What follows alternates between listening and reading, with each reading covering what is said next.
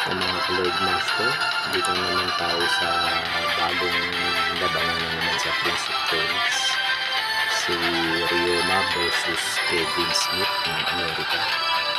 Titignan natin kung sino mananalo sa labanan natin mga Lord Master, at ito mag-uumpisa na ang labanan nila. So ito ay exhibition match, kumbaga pinopromote ng Amerika sa Japan ang tennis.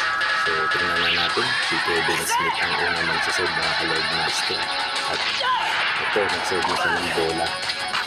So yun, naibalik ni Ryoma, naibalik naman ni Kevin, at si Ryoma ulit, at si Kevin naibalik ang bola, nabalik ni Ryoma, at hindi si Kevin ang pagbalik sa bola, at puntos kay Ryoma. At ito, tuloy ulit ang laban ng mga ka-Lord Master. Tignan natin, nag-serve naman ngayon ulit si Kevin ng ka-Lord Master at pre-serve. Nag-serve siya ng pre-serve at nagulat din si Ryoma dahil nagaya ang kanyang technique.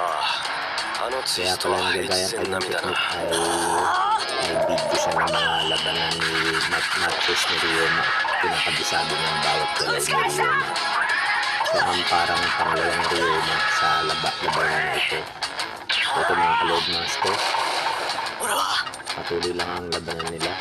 Tignan natin kung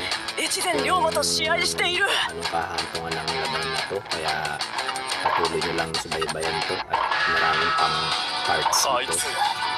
Ito puro action lang, ito lang usap-usap masyado. So tignan na natin, gagamit ng drive D si Ryoma mga ka-Lord Master. At ito na, makikita natin. At yung tinira na ni Ryoma ng drive D.